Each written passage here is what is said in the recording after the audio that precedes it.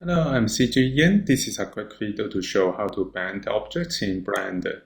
In this tutorial, I will use the default scope for bending. Close up to view it.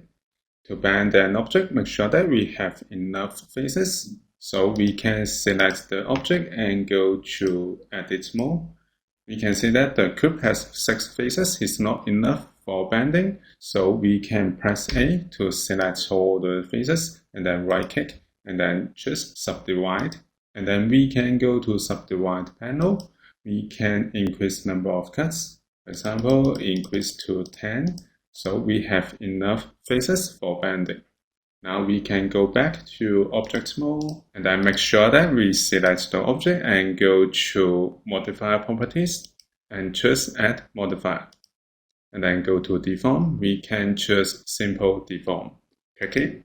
And then we can go to Simple Deform and choose Bend. So we can adjust the angle for adjust the bending angle. Or we can choose the axis for bending, for example, X, Y, or Z. I go back to X. For the origin, I suggest to add an empty, so go to Add. We can go to Empty, and I suggest to add arrows.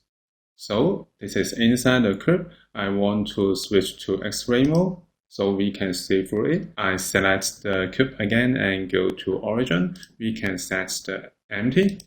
So if we select the empty and move the empty, so we can adjust the origin of the bending. Also, we can rotate. Now I go back to rotate in 0 and Z is set to -1. So I select the cube again and we can adjust the angle for bending. So this is how we can bend objects in Blender. Thank you for watching this video. Hope this helped. Please subscribe this channel. More video will be shared with you. I'm CG Ian. See you in the next video. Bye bye.